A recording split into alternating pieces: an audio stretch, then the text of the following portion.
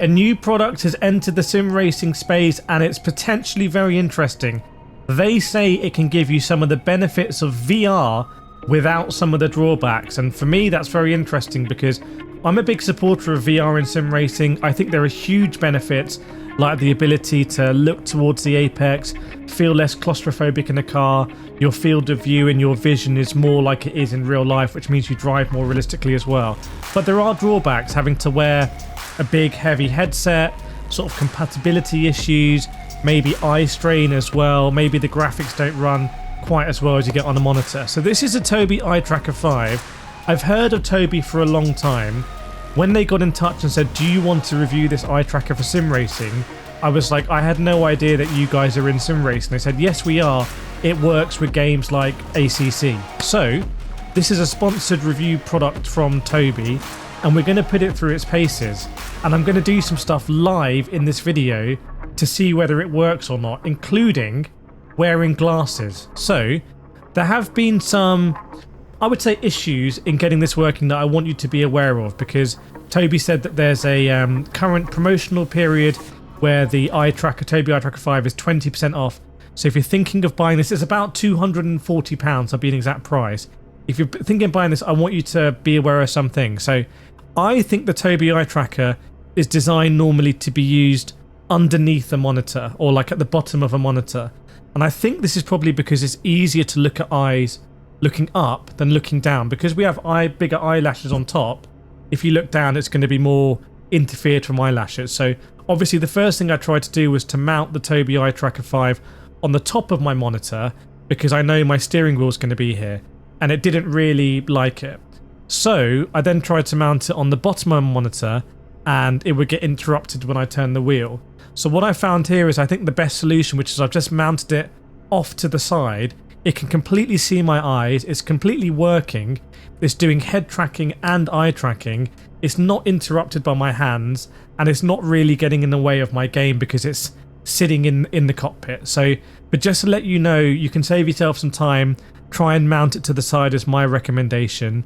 You then need to run a piece of software, I think it's called OpenTrack VR or something, it's just some free software, and once you've installed that, basically restart your computer, and then it runs pretty natively. And the last thing I did is I've just tweaked some stuff in the software to basically make the effect more subtle. So this is going to give us a VR effect without VR. It's pretty crazy, but I didn't want it to go too mad. So if you have a look here and see when I move my head, I would just be looking to the wing mirrors. I wouldn't be turning all the way back. So I tweaked some of the axes to do that. And what we're left with is this. So this is me in Assetto Corsa Competizione in the Hungaroring. And now if I look to the left, you can see the mirror. But by the way, I'm not really, in this hot stint, I'm not really trying to look at the mirror. I'm just trying to look at the apex a little bit more. And if I go to the right again, I can look at the apex. So if we drive here, and I'm going to show you later, there's like an overlay you can do, like a bubble that will show you where I'm looking exactly, but this is more about the head tracking at the moment, and I do think this is pretty good, but you be the judge. So Hungaroring, lots of sort of corners like this, you just want to lean into the apex, and you can use that wing mirror on left hand side just as a reference to see the subtle movements there. I can keep the apex in my vision, running wide on the curb here. Pretty tricky chicane coming up. Again, I can look into the chicane. Look at that sausage. On the left hand side now, you can see that wing mirror on left just coming more into vision. Open it up, and then I can open up this corner, just have a better view of the apex. So it's quite a subtle thing. But this is, I would say, the majority, well, I don't know about majority, but this is a significant benefit you get in VR. The ability to look to apex. If you remember games like Need for Speed Shift 2 back in the day, they had a sort of version of this that wasn't head tracked. The fact this is head tracked just makes it very intuitive. It was a sort of like kind of cool technology moment when I got this working. I was like, whoa, this feels very natural. So you see this last corner here, we're just going to peer a little bit here on the right hand side. It's very natural. I'm not doing anything unnatural, and that's one of the big benefits of VR, is you just follow your head. and it just works. You're not trying to second guess yourself. And here I'm definitely not trying to second guess myself. I want to make that clear. I'm just driving as I would if I drove this car in real life. And I have actually driven this car in real life, and this is what you do. You do look to apex. So coming up here, this left-hander, you can see braking on the outside, and I'm just able to just sort of peek around there and see my apex that was otherwise hidden by the pillar. So very subtle movement. If you want to look more left and right at the mirrors, you can try and do that, but I would say that's not the strength. It's more that very subtle look to apex. Obviously you can look down and up as well. So you can see that's a bit more of an aggressive axis movement because I haven't tempered that as much.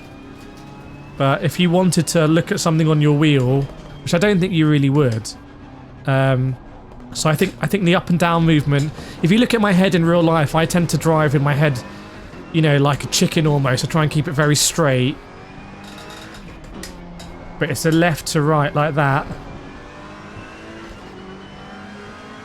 So already I would say that this is a pretty cheap, because it's about 230, 250 pounds, depending on the discount. There'll be a link in the description. So it's a pretty cheap and unobtrusive way of getting this working and having benefits off the bat. So the software's very lightweight. It's just working. I just made a few tweaks to the axes, and I've got something that I think is better than just driving on a monitor without this. And I don't have to wear a big headset. If I had well, we're going to find out now with glasses. I don't have to be in a VR environment. I'm not sacrificing any graphical quality whatsoever. So as we wait for the convergence of sort of VR headsets with true sort of 4K experience on the monitor, this is already here. So I'm going to put on my Meta glasses here, and let's see if it just works off the bat. This is a big test. I don't know if this is going to work or not. So Meta glasses are on. I'm recording now, and it seems to be pretty good. Let's go around. So that's with no calibration changes. Obviously you calibrate this when you set it up. You kind of look at dots on the screen and it works out where you are. So it's completely fine, I think, that it's offset on the right hand side. And as you can see now from this glasses camera, it's not in the way at all, I would say.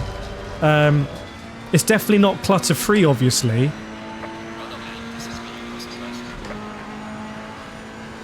So again, I like having the sort of subtle effects. I'm not trying to... I mean, this is a free review unit they've sent to me, so I haven't paid money for this. But I'm not... Even when I buy technology like this, I'm not trying to make it... I don't want to try and do something arcadey. I just want to have very subtle effects. So again, you can see there, look at that apex. And there as well. So the fact this is working now with the glasses is amazing.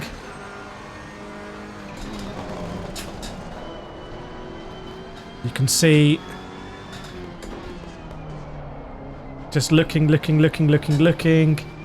So it seems to be working pretty well with glasses, which is cool. Again, if we look, you can see there. We look to the right.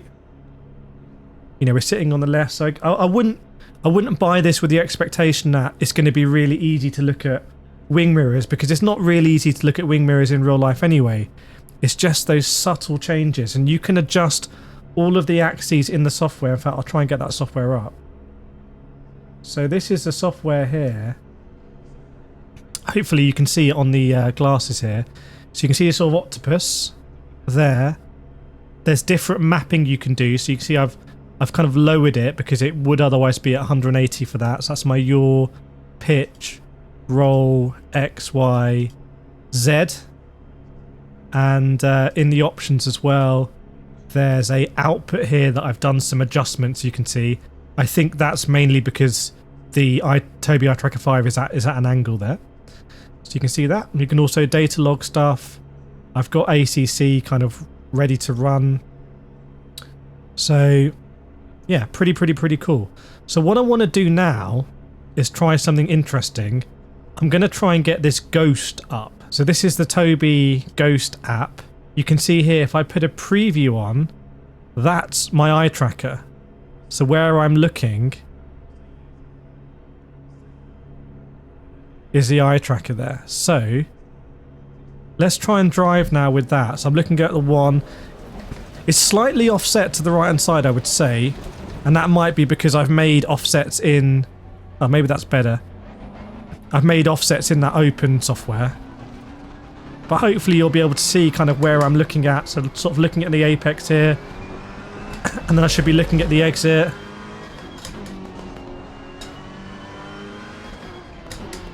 So this is obviously potentially a great coaching tool.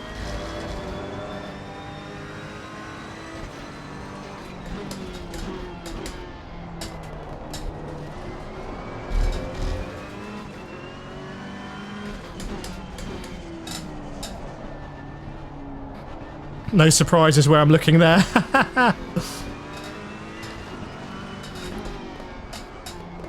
So I'm pleasantly surprised by this. I was worried that it was going to be too much of a gimmick, frankly.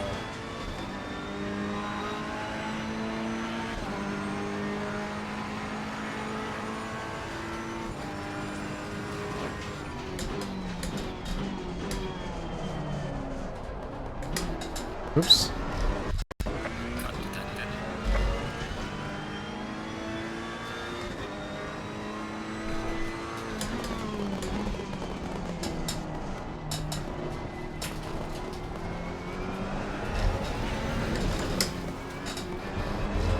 It's pretty terrible driving right now.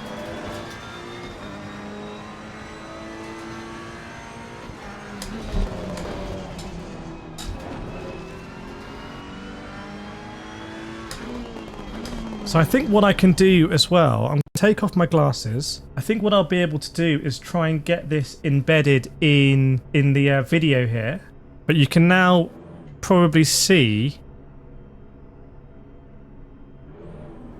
this green dot, and that's where I'm looking on the screen.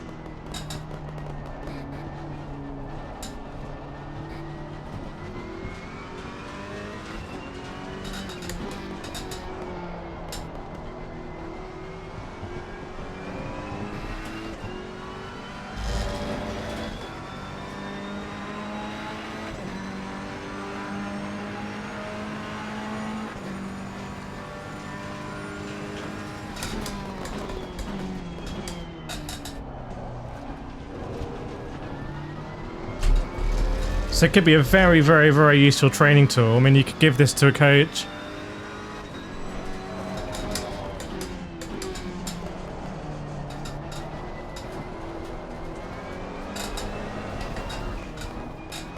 And it gives them more information about why you're driving the way you do. You know, even potentially whether you're picking out wrong brake markers.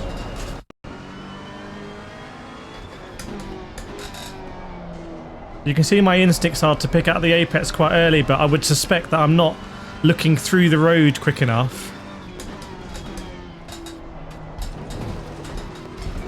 And this is something that you could very easily train yourself to do because you have a visual cue of what's going on.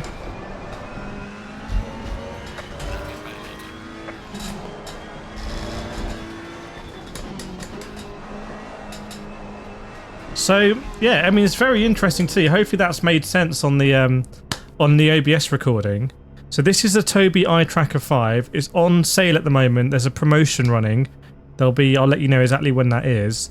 And it's not a gimmick. There are some things to be aware of, like how you mount it and how you calibrate it and how it works and how you can tweak it. But once you're in, you have both the head tracking, which is what you can see here, the left to right, obviously up to down as well. But you have that nice look to apex. I wouldn't say it's going to be great if you want to look at stuff like around the car. I would say it's more subtle left and right.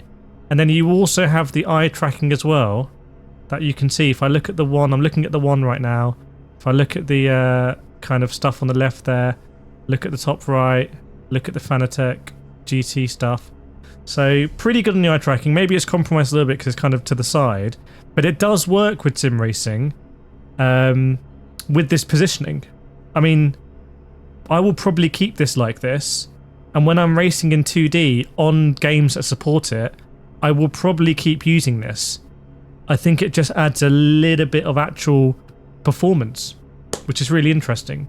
So let me know what you think in the comments. There may be other ways of getting these effects as well. Big thank you for Tobii for sponsoring this and providing the Tobii IR Tracker 5. Let me know what you think in the comments, and I will see you next time.